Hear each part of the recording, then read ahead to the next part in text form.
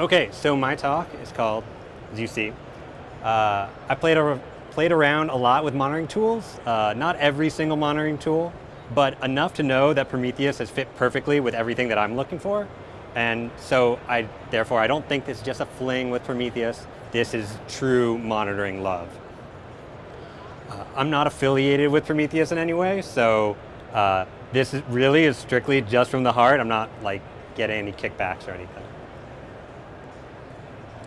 So today I'm going to go over the architecture and monitoring setup I have at my job, some problems I've encountered with before I've had Prometheus.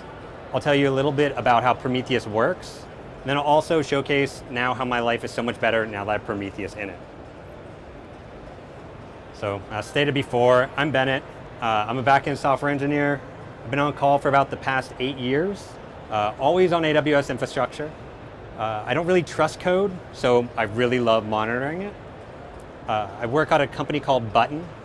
We make it really easy. I have to read this. It's always difficult to pitch your company. We make it really easy to add a button to deep link from one mobile app to the next mobile app. Deep linking in the web is a known, easy concept. Deep linking in the app world is a lot harder. And so our flagship product is an SDK, but we also do a bunch of stuff server-side, and that's where I spend my time. Also, I'm doing this old school. I got a bunch of notes. So let me give you a glimpse of what our system looks like. We have a bunch of APIs broken out into individual services. Some write to RDS databases, like this one. Others just write to other services, or just interact with other services. More or less, it's all in a hierarchical fashion. This all runs on AWS. Everything is inside of, runs on ECS, so that we also have an auto-scaling group so that if anything goes down, everything's automatically rebooted. For each service to talk to another service discovery is essentially, we have a handy Route 53 name associated with each Elastic Load Balancer. So more or less, that's how our systems interact, but now let's dive into how we monitor it all. So this is a diagram pre-Prometheus. We have APIs, which I refer to here as services, as well as a bunch of AWS resources like databases, queues, servers, load balancers. The services use statsd to capture metrics like latency for API endpoints, the number of queries per second for that service, or just custom metrics like the occurrence of a code path that previously led to a bug. Statsd metric types are like counters, gauges, timers, all the normal goodies that you'd like to use to monitor your service. For AWS resources, so our services are writing to statsd. Statsd then needs to persist its data, and this is in Graphite. And then we use Grafana to visualize all the data in Graphite. It's a pretty, I think, common setup with statsd. Conversely, for AWS resources, we have CloudWatch, which gives us built-in metrics to visualize and alert on. So I think one kind of question is, why two different technologies? So statsd lets us capture a ton of custom metrics, so with no added cost. And so this setup has been actually really handy for diagnosing any of our monitoring issues that have come up. But the biggest problem this has led to is essentially two different visualization places. We could go to Grafana to see some metrics and CloudWatch to see others. So let's run through what actually responding to an alert looks like. So up here is what I hope everybody doesn't get this stuff, but if you get an email from CloudWatch, it looks like something like this, where it's telling me essentially, cool, something is going wrong in the system. And in this particular case, we're getting some high latency on Elastic Load Balancer. So if I click a link on this email, I'll end up on a chart in CloudWatch that looks like that, which is showing me I clearly am having some high latency issues. Normal latency looks to be less than 1 second, and for some reason it's now exceeded 5 seconds.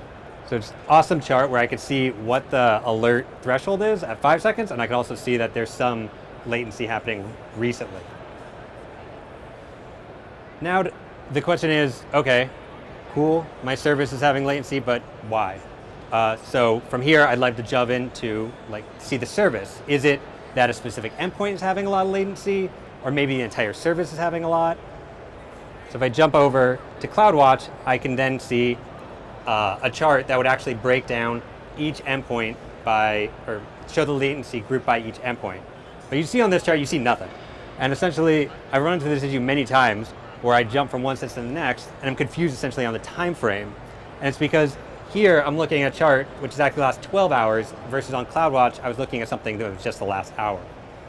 So if I readjust this time frame, okay, cool. Now I can see we have something that's called slow endpoint. There's a contrived example, but I think depicts the same issue, which is now I can see there is one endpoint that is leading to the slowdown. Cool, now I understand what this issue is. So at the core of this, I think the problem that in this situation is not having everything on one dashboard just makes a confusing time of dealing with an alert that much more confusing. So let me pause right here and tell you a little bit about Prometheus before I tell you about how it's solved this kind of problem. So, Prometheus, an open source monitoring and alerting tool, is built at SoundCloud, but it's a remake of a tool from Google. There's this tool, as mentioned, doing monitoring and alerting, does a lot of different things. So I'm not going to jump into all of the pieces. I'll hopefully just kind of tell you the core pieces that make sense. So like most monitoring tools, there's counters, gauges, histograms. So for counters, go up and down. This is essentially your request count. For gauges, this is counting a specific value in time, like how much memory you're using in this instant. For histograms, this again is just like a gauge, but can also give you bucketed results. So this is often used for latency, so that you can see the maybe 90th percentile of latency on your API requests. This is a diagram from the Prometheus docs. Go to the website. It's very pretty, but also shows tons of different lines going tons of different places, which I find overwhelming the first time I looked at it. But the more I looked at it and understood the different individual components, it all starts to make sense. There's a particular reason for every little line. So one place to jump into in particular is, and how Prometheus differentiates itself from a lot of other monitoring tools, is this a pull-based monitoring tool. So to dive into that, in push-based systems like StatsD and CloudWatch, often you have a client library that pushes to a remote place that collects the metrics there. Super easy to configure. You only need to know where to push. All your services only need to know one thing and where to put these metrics. All the other heavy lifting is done for you. Conversely, in a pull system, you actually have to do a lot more work up front to get this data. So here, in this example, Prometheus is a pull-based system where if this is my service, if I'm hitting the ping endpoint, I collect a metric. I then actually need to expose that metric on an API so that Prometheus can come along and scrape that service and pull down the metrics, which means then Prometheus actually needs to know about each one of the IPs of my services so they can find each individual service to pull the metrics down from.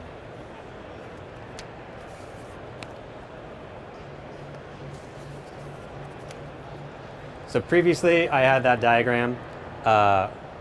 This is the new diagram with Prometheus involved. So I kind of showed you where I was collecting services in Prometheus. Similarly, I want to also collect AWS metrics into Prometheus. And so ideally I could tell Prometheus, hey, go reach out to CloudWatch, pull down the metrics, and off I go. But Prometheus isn't going to know about how to connect with AWS. That's not going to be built into the core. So instead, what you have is you have to build an API that reaches out to CloudWatch, connects to it, captures the data, then exposes that via an API, and Prometheus can scrape that data. These is a common pattern, and so these are called exporters in Prometheus speak. And I don't need to build this. There's a ton of open source tools that are already there to collect data from CloudWatch, HAProxy, Redis, all the tools that you want are already pre-built. So all you need to do is set up a little API to start reaching out and fetching this data. So now our monitoring architecture looks like Prometheus getting the data from different services, Prometheus also getting the data from CloudWatch. So we have all the metrics in one centralized spot, and then we can have Grafana called into Prometheus and query that data. There's also alerting, but I'm not going to go into kind of the details there.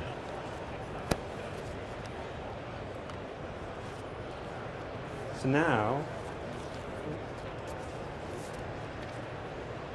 essentially, this was what we saw before. Like a bunch of kind of me getting an email, going to CloudWatch, going to Grafana, changing the time frame, a lot of hurdles just to see the data. This is what an alert would look like if you got it from Prometheus. It's the same alert that I would have configured in CloudWatch, but instead of there, now I actually can configure it in Prometheus. And so, alert me if the ELB latency is above 5 seconds for a certain amount of time. What's unique about this one is that I actually can customize this message. So I can include a link to a chart or a playbook so that for this specific issue, somebody can click a link and go learn about the playbook so the operator can do something different. Or click on the chart so you can see all the dashboards with the relevant information.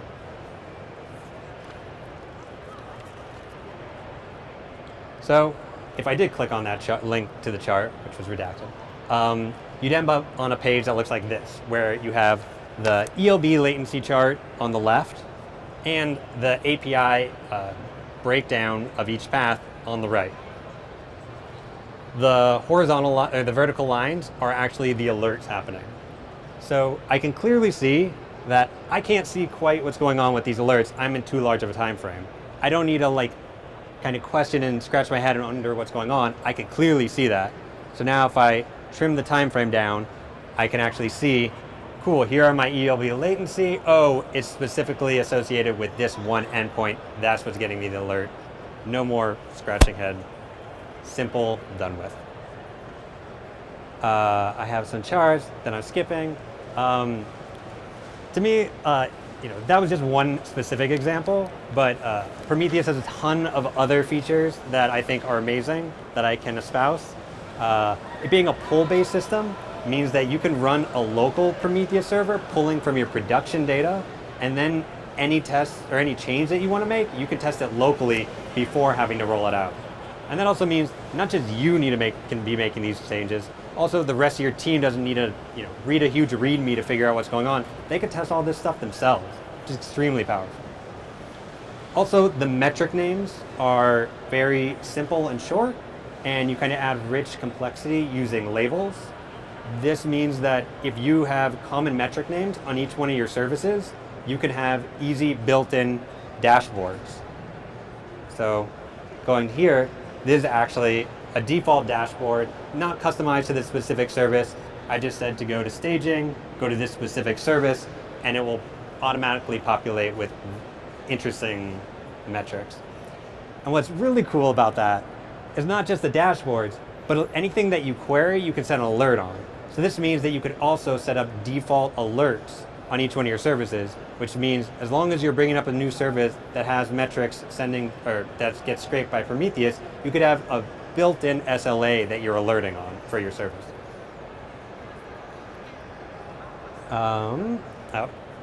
Lastly, the query language is super powerful.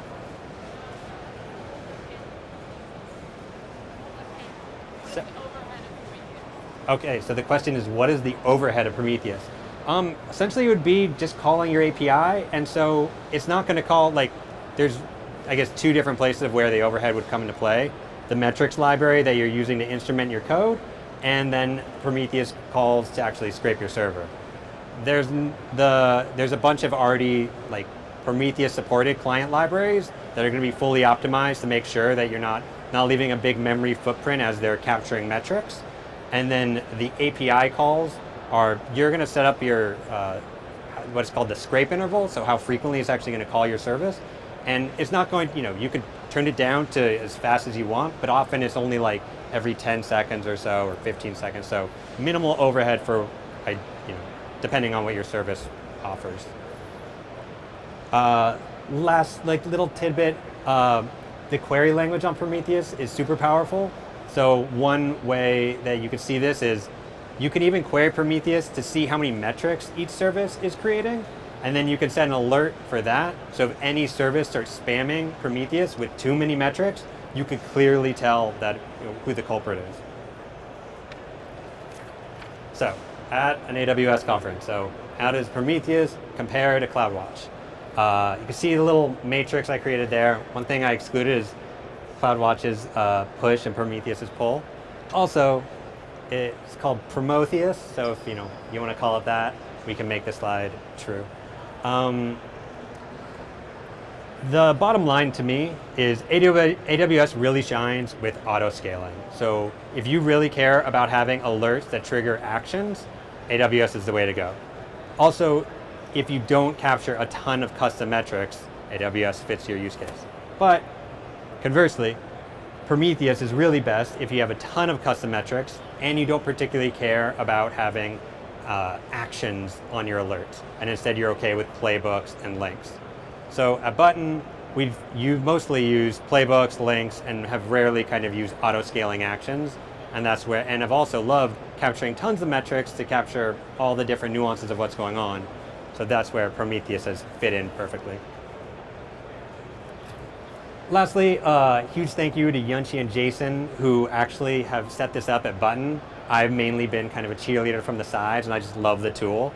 Also, Yunchi, if you go look at his GitHub account, just released some ECS command line tool that makes it really easy so that you can pull down data from ECS. And that is it.